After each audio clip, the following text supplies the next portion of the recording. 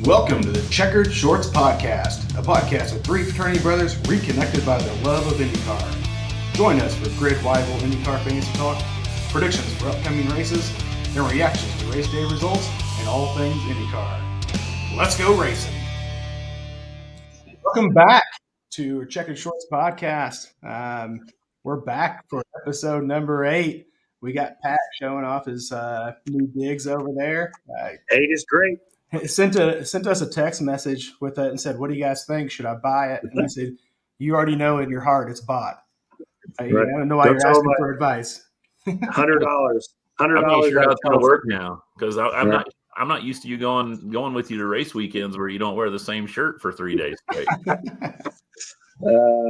I'll never forget Wes Collier. Shout out to Wes, who works up at the towers. Who's at Iowa? He's like, "Is that your dumbass with a 7-Eleven shirt and checkered shorts on?" Like, he's up in the tower. We're on pit road. I was like, "It sure is, Wes." You kept crossing behind the interview, the NBC interview. You just kept walking back and forth and back and forth.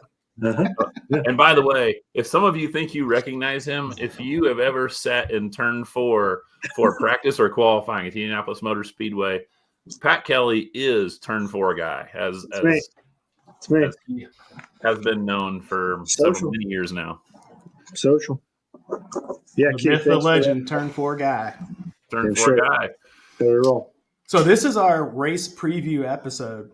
And we are back to race week number 2, and we're heading to Thermal. If you're new to Thermal, so's everyone else. So you're not on the outs. Last year was the first shot at it, I believe. But Thermal is a Twin Palms layout. It's a Thermal club. It's just over 3 miles long. It includes most of the South Palm circuit and has highly demanding trajectory on top to get to a total of 17 turns. Layout consists of sweepers, tight corners, long straightaways where you hit some of them big high speeds, and elevation changes, which I like watching on TV. Some of those shots are just ridiculous. And then providing proper driving and engineering challenges to each team. So I read that right off the Indy app. So, if you want to know or get good information, you can get it too. Just go to the App Store, get the IndyCar app, and there's all kinds of great stuff on there. But last year was odd because I was really in my infancy of becoming a fan. After kind of going to a handful of races, I really got fully committed. And so I was watching on TV. I couldn't make heads or tails of what in the world was going on. So talk about the 2024 format, because it was not a championship point race, right? Correct. Last year. So if you go back IndyCar's history at Thermal, I think in 22, they started doing some testing in Thermal, just as a, kind of like they do at Sebring, just some places to kind of give guys that weren't their scheduled tracks during the season, give them opportunities, to kind of work on their cars, get a good feel for them, things like that. So they practiced there for a couple of years. As you mentioned, Thermal is a private place. A bunch of people just like the three of us with lots of money to throw around, live there on the course in one of their multi-million-dollar villas. Yeah. And it's just kind of a playground for those people. And so IndyCar went there to test and did that for a couple of years and said, you know what, let's think about doing an event here. And so last year they did a non-points race event. They call it the $1 Million Challenge. I think it ended up being less than $1 million. I think it was, they $1 million total. $1 million total. So not the winner. The winner did not win $1 million. Yeah.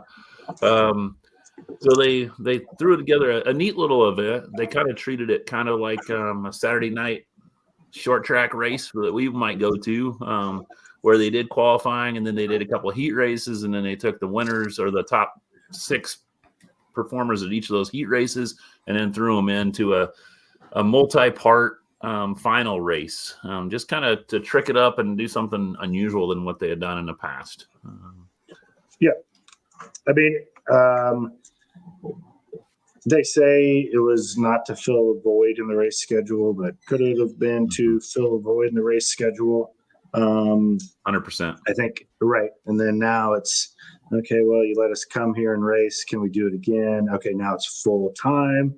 So, do we know if it's still going to be really part of this race schedule after Texas is gone, and now there's Iowa might be on the downfall of losing a race. Milwaukee already lost a race this season, so but I think it could be good racing. Pelot, shot off like a cannon last year. Fro, Rosie did win one of the heats, but it'll be interesting to see it as a full race for sure. I mean, I think tire dag is a big issue coming up. I guess I didn't. For those of you that are NASCAR fans, you remember the days of going to Rockingham. They compare thermal to that it really tears the tires up. So we're going to see a lot of tire wear. I think I even heard this week that how at the St. Pete race we had the primaries and alternates were very, very different. That what they were talking about for this week at thermal is you're not going to see that much difference between the two tires because the alternates are really going to fall off quick just because of the track surface itself. Sorry, Pat, I didn't mean to interrupt you, but go ahead. No, you're good. But I mean, I think we'll see who can actually. It's a real race now, right? And it's a big course. It's 17 turns, right? We said 17 turns. And I don't remember the tire dag. It's probably because there's such short laps last season. So it's a real race now. I mean, some of the guys haven't even ran. Like Connor Daly didn't run there last year because he wasn't in a ride. So I think it's cool being on that West Coast. It is a little bit interesting with the aspects of not very many fans, very high ticket prices. If you are there, there's not many stands. I mean, it's people's homes. You know what I mean? When I read up on last year's event, it said it was a made for TV event. So I think they were trying to play up how it could be good for television and downplay the fact that there really is no one there to watch other than people sitting on the verandas of their beautiful villas overlooking the track. $175,000 initiation fee, $2,000 monthly fee, and then the houses are like $5 million. So that's just to live there. That's not even to store your multi-million-dollar car in one of their garages either. So be cool to go to, for sure. So with only 12 guys last year making it to the main event, Brian, you got a rundown of those 12? Yeah. So what they did, like I mentioned earlier, is they did some qualifying and then they divided those into 2 heat races, 14 guys in the first race and 13 in the second. And so then we had 12 drivers that then advanced to the main event, as they said. So I'll run those down. Alex Pelot, Scott McLaughlin, Felix Rosenquist, Colton Herta, Marcus Armstrong, Linus Lundqvist, who we don't have anymore in the series, Alex Rossi, Joseph Newgarden, Christian Lundgaard, Augustin Canapino, who didn't even finish in the season last year, Graham Rahal, and Pietro Fittipaldi, who's not in IndyCar this year either. Those were your top 12 last year. So if you're looking for people to think about, like, who's a contender, sounds like the 9 of those 12 would be pretty good bets because they had some success there last year. It's a crapshoot. If I was a betting man, I wouldn't put probably half that field in there. Was that the finishing order, Brian? No, that was yes, that was the finishing order. Yeah. So I think this kind of segues into the grid rival, right? Well, let's hold on there for a second before we go there, though. Okay. Let's go. Well, I was just thinking about who didn't I mention in that 12 I mentioned. I mean, there are some big names that didn't.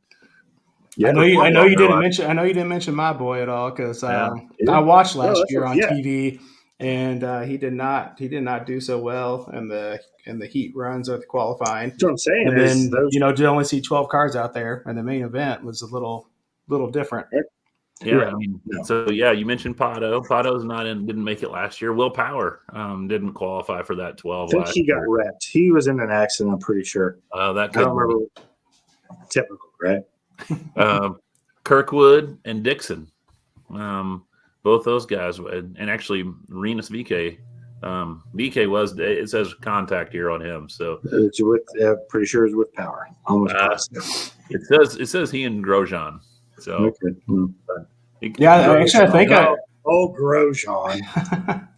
I think I remember maybe even the Birdman bringing him out for that race. Maybe I thought he was flying him free. Always a possibility. Always a possibility. So, when you look at those 12, obviously, again, we've got Ganassi and Penske put 5 of their, we take Dixon and Power out, and we still have the other 7 cars in those, or the other 5 cars of those 2 teams made the race. Made I that think final it's race last year. important to this. Yes, there is still a lot of contact racing, but it's not a street course, right? These are a lot bigger, sweeping, faster turns. So I think the reason I've announced this, why I dislike road courses, is because these guys will just, the first 2 or 3 laps, okay, yeah, there's good racing, but man, there's not going to be much contact after that. And it's going to be a boat race like it was for Pelot, like it was last year. So, He won the race by over 6 seconds last year. Yes, right. So. That's the disadvantage, I think, on these. Hopefully, this IndyCar's figured out the tires and stuff like that. But that's always my caution on a road course. But this place is cool, though, man. When you can take these turns and actually pass on these turns, like street course is really hard to pass when you're going 100 miles an hour. Here, it's a lot bigger of a possibility. And for point of reference, the biggest concert event in North America happens there too, I believe. Coachella in the area. Yeah, that's the area. Not too far up the road. Well, I know before we came on, Pat, you mentioned we've got a lot of it's a dry area. It's not desert, but and so you're dealing with sand, and I think last year they you mentioned they dealt with that being on the track and making sure the track is clean and that if there's any type of wind at all, that's going to throw a curveball into the driver. It's dust and sand literally blowing over the course as Mother Nature announces she wants to. That's a huge curveball when you're going 100, even 80 miles an hour into a turn. There's a little bit of grit that's letting your tires roll around. So, well, I know we'll get to the tire episode coming up in one of our IndyCar 101s. But for those of you that don't know, an IndyCar tire doesn't have tread on it, at least when they're racing in the dry. So, you throw anything in there between the course and the tire, and it can cause some havoc.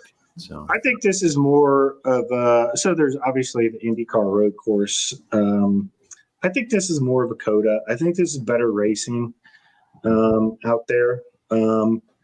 It's a true road course like a COTA. Like IndyCar is a road course, but it's kind of just jammed inside of the world's biggest racetracks. You know what I mean? Yeah. So like it's like a Sonoma or Watkins Glen up there. Like those are true road courses that I think can get some really good driving. So I'll be anxious to see what these drivers can pull out of here going this weekend. Keith, you looking forward to anything with this race? One of the things, I'm just looking at the graphic of the track layout, and I think a couple of things I noticed last year on some of the changes of elevations, you actually saw some of these vehicles get a little airborne, get a little air underneath of them a couple of times, which I thought was just sick to watch with some of the camera angles when they're coming off a higher elevation and they had that camera angle to see the clearance under the car. Pretty wild. But then also coming out of a bunch of these big hair turn corners, you got 4 straightaways. It's pretty good length. So, I mean, you're going to see people, coming out and really laying onto the accelerator down those straight paths. And, if any work's going to be done in passing is probably going to happen in some of those straightaways. For sure. Yeah. You got to be thinking then like cars that are really good at managing tires and getting off corners and then hitting that, button. And whether it's, they've got the hybrid, they didn't have the hybrid when they were here last year. So what are they doing with that regen? And can I get that hybrid to kick in at the exact right point along with push to pass and really take off on those straightaways? And remember, Power just wrecked, right? He's probably going to have to tiptoe just a little bit more than he would probably like to, right? Yeah, 2 bad finishes and you're out for sure. Right. You can rebound from one. But Malukas wasn't here. Siegel wasn't here. Louis Foster wasn't here. I don't think it was Devlin in last year. No. Just looking through, obviously Jacob Abel, Connor Daly.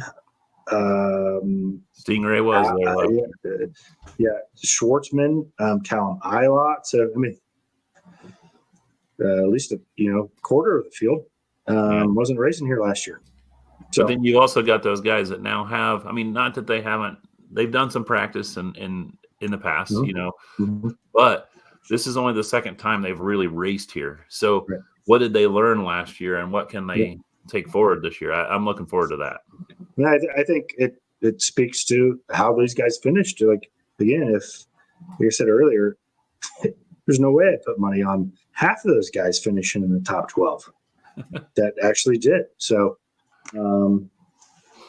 incidents, accidents, whatever happened. But I think I'm probably more excited about this road course race than I have been in a long time. There's also more on the line this year. You're actually going for driving for points now, and that's true. It's going to contribute to the championship. I mean, how many of those teams last year? Of course, you'd like to make the main event and be in the final 12, have a shot at the money. But at the same time, at what to do what Will Power did and end up out of the race in a damaged race car? You're going to end up pocketing less money than you have to deal with in repairs. You can't finish. You cannot not finish more than one, maybe 2 races. I mean, it sucks, but Will Power's up against it. Race number 2, he's got to have a really good result. Yeah, I agree. Well, I think there's a couple people going into this second week. They got to have a good result. I mean, I like to talk about him quite a bit, but if you look at it too, like IndyCar is backing him in a big way because he does bring eyes to the sport. He does already have popularity prior to all the advertising, and so like you guys said, preseason, he's got to put up or shut up because did you see at this point he's got to finish. Did you see the guy? Like Pato was this is at St. Pete. Pato was like walking by this crowd, right? And like the guy pulled his shirt up and Pato like tattoo. So he's like, sign. And the dude is on social media. The guy got his name tattooed on him like right up here. Yeah. So awesome. Look at that's pretty awesome for a guy that's not in the top 10 in the power rankings right now. Yeah. Okay. He's far and away number 1 in merch sales. That's right. There you go, Keith. Get him. Well, it's. I mean, there are guys that just got to get out there and do something if they're going to make anything out of the season. You can't continue to have bad results. You got to consistently finish. Especially within the top 10. But some of these guys, like you're going to be just looking at the back end of Palou forever if you let him get off to this kind of start. Correct. Well, I think you made a good point, Keith, when you were talking about, how did some of these teams or drivers treat this last year? If you remember right, this is the race or the event, and it wasn't really a race, right? This was the event where Colton Herta in his heat race decided, because they were split the main event into 2 pieces. And so Colton was like, I'm going to drive like my grandma for the first segment to save tires. He just tried to stay on the lead lap and went around at about 70% of what everybody else was running. And then, then he had fresh tires for the second segment, which he ended up 4th. Little gamemanship. Does that really tell you something about, was Colton really that strong, or was it that he kind of played the game well? Mm-hmm. Forgot about that. I forgot about that. I think another guy to watch on the positive side is Scotty Mack. I thought he Yeah, I mean, he looked like the guy who was going to far and away win that race at St. Pete, and then he had a great finish last year at Thermal.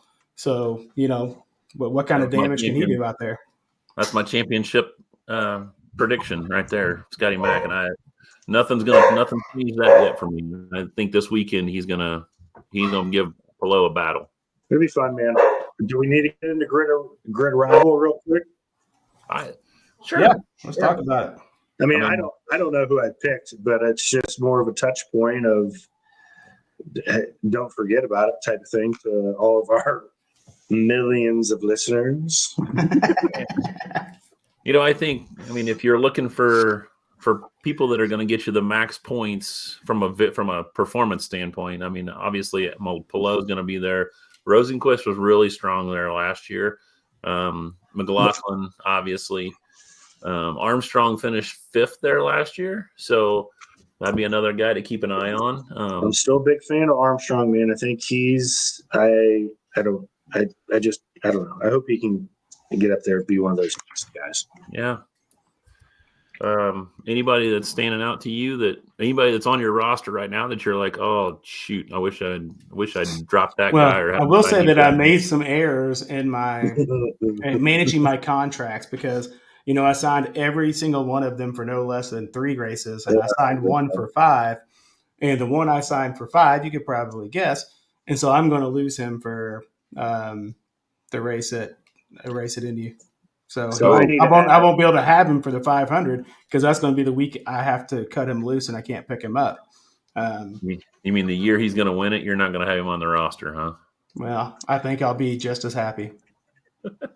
I got 2 drivers to add in my lineup, so to be determined. I got Malukas, Armstrong, Herta, and McLaughlin locked in. So you're not gonna give us a preview, huh? This is the first time I've looked at it since St. Pete. I could go down. The only thing I remember is I finished in 2nd place. I don't know how long I can hold on to that through a season, but I got Palou, Award, Herta, Ferrucci, Daly, and DeFrancesco.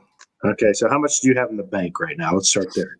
In the bank, I got 1.1 million, but my team value is 100,700,000. Okay. So I've got 800 in the bank, and I've got a team value of 101,100,000. So I have 32,000 in the bank. They're almost 33. Then I'm at 101.2 million or 100 million. But I'll be honest, I don't feel real strong about my lineup for this week because I've got 2 Andretti drivers in there, and Colton kind of played the game last year, but the rest of the team didn't look good at Thermal. I know they say they tested well, but everybody says they Everybody tested says well. That. Everybody says that. So I'm not feeling too strong about my lineup going into this week. I did throw. I'll admit it. I threw Siegel in because after last race, I think he needs a good comeback, and I think McLaren will get him. I think he's a smooth driver. I think he knows how to hit his marks, and on a road course, I think he'll be good there. I think it'd be better at this course than he would at the 500. I mean, if you're going to take shots, take shots. Yeah, that's where he grew up. Yeah, I think a piece that I missed in this grid, if we're talking about grid rival strategy, is I was looking at a lot of like who was going to finish highest, and I wasn't thinking about some of the how many on-track passes they're going to make and how they're going to do compared to their teammates. That's where you get points in grid rival. So if you're joining us on this grid rival journey, you might want to look at your lineup that way and think about, it's not always how they're going to finish in the race. It's those other pieces that end up giving you good points. Correct. Yep. No, that's a good touch. Well, we got to give a shout out to Dime Life 27 who joined our fantasy league because he is killing us all. Right? He's got 671 total points. He's got a team value of $2.8 million. I mean, I kind of hope I don't know who it is, but you know what I mean?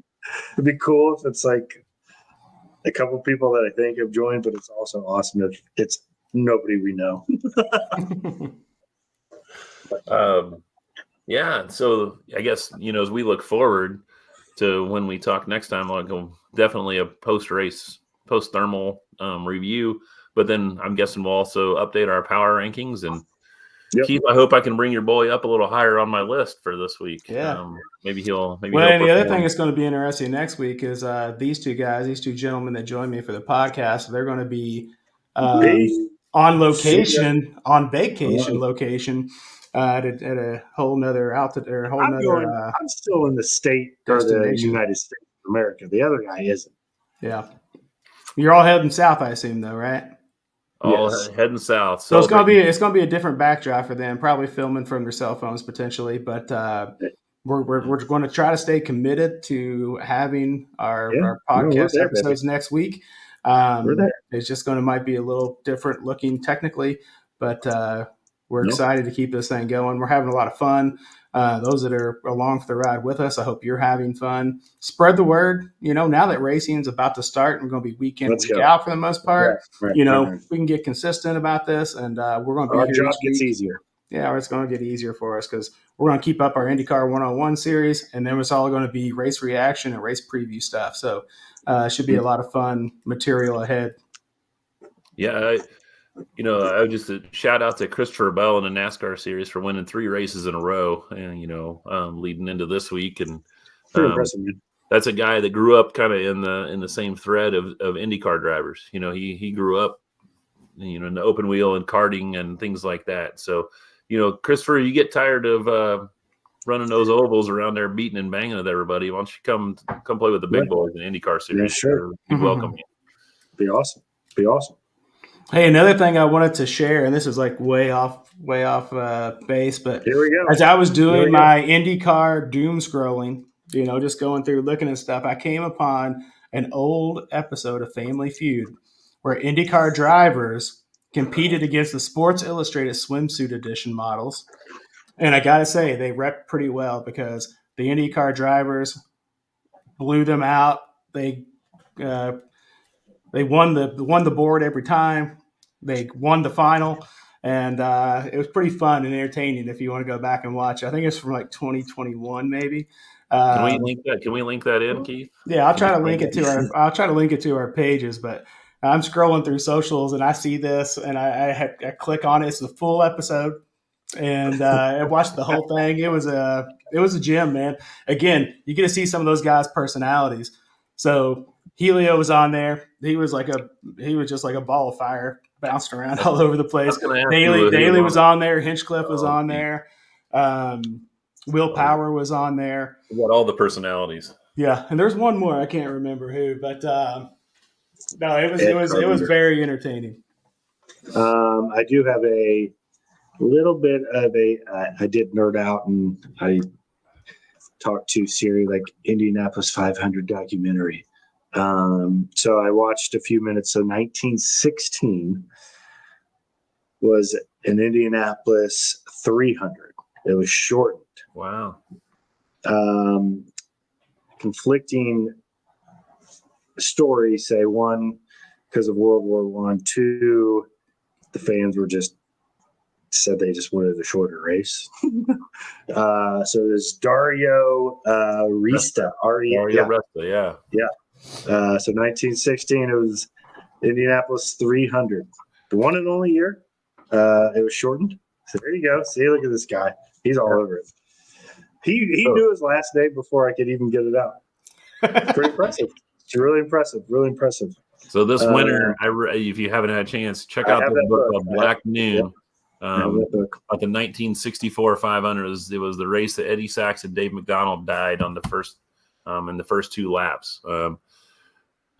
Just the crazy. It was the first year that the Indy 500 was ever stopped. So there's a lot of great history around the 500 in IndyCar, and so if you get to be a fan, and you've come across something like that, let us know because we're fans as well, and we love to hear about the history of the sport. You say it was the first time the Indianapolis 500 was stopped. Yes. That's not the first time somebody's died during races because even the first year, during the first year, I think there was 3 or 4 that did pass, but they kept going. Like, oh my gosh! So this year is also the 70th anniversary of the year that Bill Vukovich, going for his 3rd in a row at Indy, passed away in a crash on the backstretch. So as Newgarden goes for 3 in a row this year, just something to keep in mind that Bill Vukovich lost his life doing this, and he was ahead by almost a lap at the time. Yep. Well, good stuff, boys. Yeah. Yeah, thanks for joining us. This has been a lot of fun, and we're going to continue on. And we're excited that it's race week. I hope you guys are too. So join us for post-race reaction. And we love having you guys join in with us and just join in the fun. Share like. Pat will have his thermal pajamas on Sunday watching the race. Can't wait. Yeah.